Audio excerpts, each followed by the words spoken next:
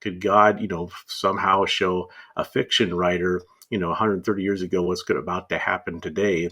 Maybe in the vein of like George Orwell's 1984, Big Brother. We sort of or see this Orwellian state today, or maybe remember reading Ray Bradbury's Fahrenheit 451, the book burning today. We got the cancel culture, the massive censorship. So could it be prophetic in nature? That's the question we ask in the Trump Code. So I want to welcome my friend, my colleague, Troy Anderson. He's got a new book called The Trump Code that is packed with revelation. It's fascinating. And so we're going to talk a little bit about that today.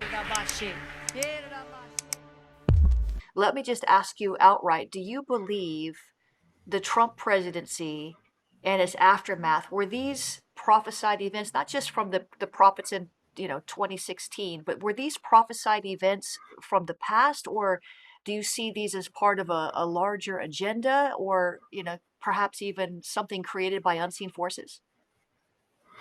Yeah. So in the Trump Code, we explore these very curious novels by Ingersoll Lockwood. He's this lawyer and author, lived in the late 1800s.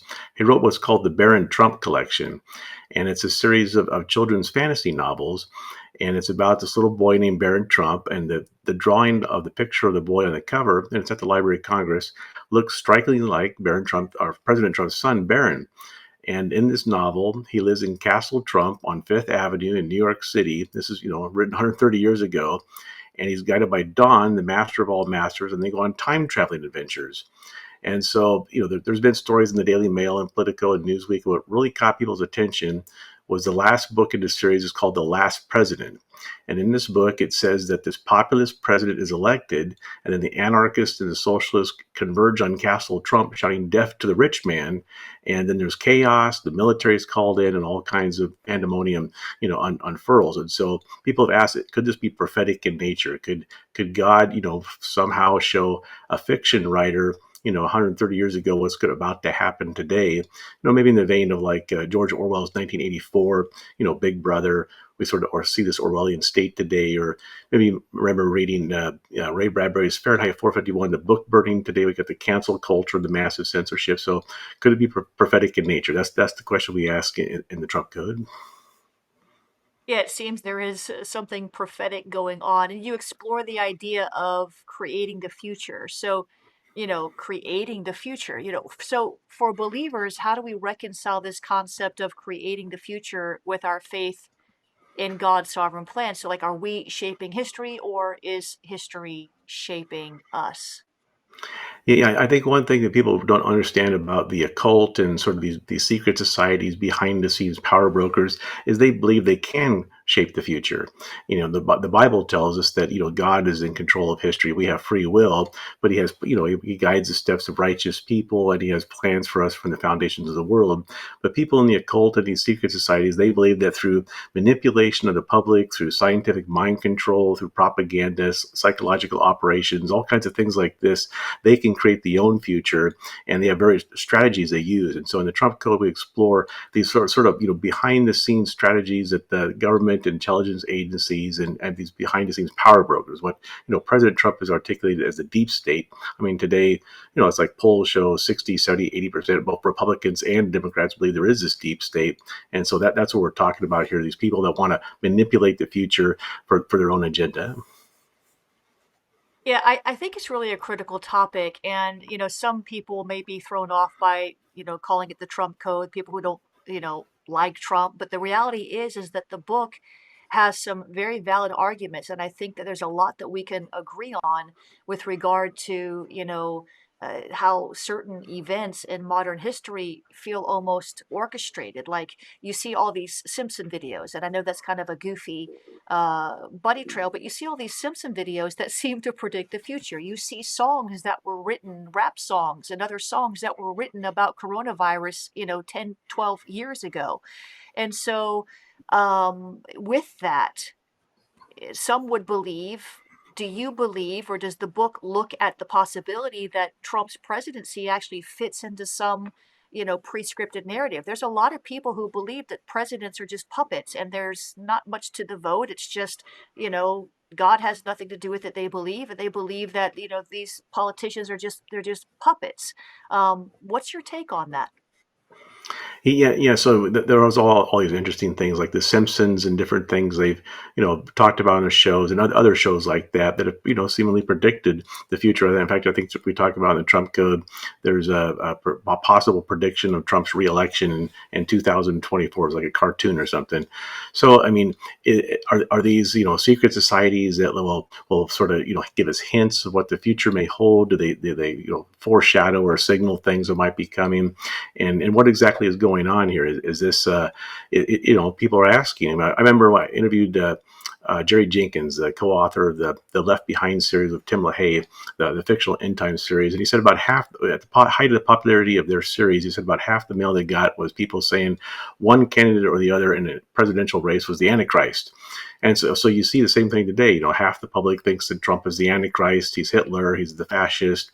Other half thinks that God's chosen him to help restore this country. And so we explore this in the Trump Code and try to unravel what is really happening here. How does he fit into unfolding end time events? Is it possible that he could be part of this sort of scripted narrative that the elite are unfurling upon the world? Only time will tell, but it's a very intriguing question. It is. It's almost like it's been said, and I've heard it said that a lot of the science fiction, Twilight Zone, and all these different science fiction, Orwell, these different ones that this was all foreshadowing of some of the things we're seeing today, and it's really uncanny how Star Trek now, AI, and all of these different things that were science fiction, 60 years ago, they were in movies. Now we're beginning to see them in everyday life, and it's just uncanny. So I think the media somehow it does seem to foreshadow things, and you have to wonder, like, who is really behind that, and where are they leading us? It's just for some it may be scary, but we trust in the Lord, and we know He's obviously in control of the end result as we pray. But you know, one of the things you mentioned in your book that is really an edgy topic is the concept of time travel. That was also a science fiction concept. So, how does this idea of time travel connect with the prophetic? Is it possible that some people or powers may have insight into the future that the rest of us don't? Because kind of like Back to the Future, they time traveled. I mean, is this a possibility? Is this something that you explore? And what are your thoughts? Yeah, so people have had a lot of fun with this. There's been videos on YouTube and TikTok that got millions and millions of views asking, is Trump a time traveler? Sort of connected to these Baron Trump novels. The connection is that when Nikola Tesla, the genius inventor.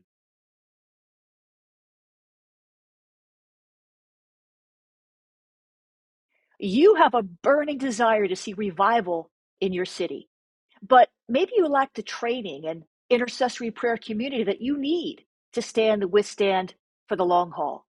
Maybe you're tired of praying alone or praying with intercessors who don't carry the same fire. And maybe sometimes people even misunderstand you or criticize your passion. Does this sound familiar? I'm Jennifer LeClaire, and I know exactly how you feel. In 2012, I prayed fervently for a year without any significant training or any prayer warriors with me. And some pastors in my city even tried to tell me to stop. This experience led to the birth of Awakening Prayer Hubs, a prayer movement, a prayer family that resources and inspires intercessors just like you so you never have to stand alone again. When you join Awakening Prayer Hubs, you join a family of intercessors in over 100 nations, and you gain access to a strategic training program so you're fully equipped for your prayer assignment.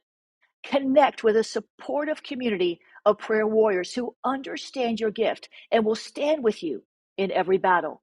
Become a history maker in your city and receive eternal rewards. It's easy to join. All you have to do is select the prayer hub journey that best meets your needs. Fill out the application, watch the orientation videos, and launch your hub.